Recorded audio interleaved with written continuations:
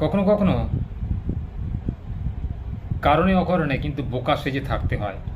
কেন জানেন? কারণ আজকালকার দিনে মানুষ চালাক লোককে খুব একটা ভালোবাসে না।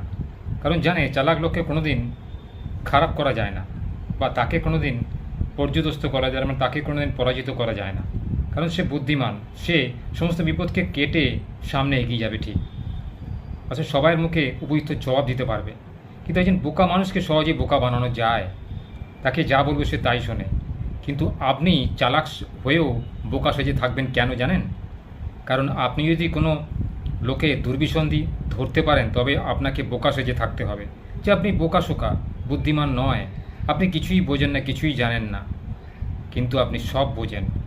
কারণ যে বোকা হয় তার উপর অত্যাচার কম হয়, তার উপর মানসিক অত্যাচার, শারীরিক অত্যাচার কম হয়। যে চালাক হয় তাকে সবাই চালাক মনে করে তার উপরেই আক্রমণটা বেশি করে বসে, তাকে ডমিনেট করে রাখে, অর্থাৎ তাকে পায়ের নিচেতে রাখে লোকে, তাকে কেউ মাথার ওপর তুলে নাচতে চায় না। কারণ চালাক মানুষকে কেউই প্রশ্রয় দেয় না, সবাই চায় নিজে সবাই থেকে বড়। যে চালাক সে কখনোই তার উপর যেতে পারে না। কিন্তু বোকা হলে তাকে সহজেই ডমিনেট করে রাখা যায়, বা তাকে সহজেই পদানত করে রাখা যায়। আজ থেকে আপনি যদি বোকা মানুষ সেজে এই চালাক মানুষের বা কোনো দুর্বিসন্ধিপরায়ণ লোককে চিনতে পারেন, তাহলে জানবেন আপনার এই বোকা সাজাটা সার্থক। তাই আজ থেকেই কখনোই চালাক হয়েও চালাকি দেখাতে যাবেন না, সবসময় নিজেকে বোকা সাজবেন। আর যে বোকা সাজে যাবেন সে মনে মনে খুব চালাক হয়, কারণ সে সব কিছু লোকের থেকে শিখে নেবে। লোকের দুর্বিসন্ধি কী, লোকের মন কী সে জানতে পারে, বুঝতে পারে।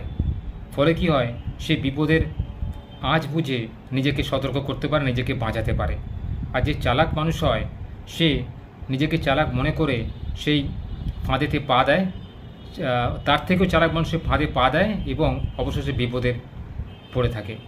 কিন্তু যে বোকা মানুষ হয় সে কিন্তু চালাক হয়েও বোকা সেজে থাকে, কারণ সে জানে যে সে প্রকৃতপক্ষে বোকা নয়, সে বোকার সাজার অভিনয় করছে। কারণ খারাপ মানুষকে চিনতে হলে আপনাকে এই জগতে একটু অভিনয় করতে হবেই।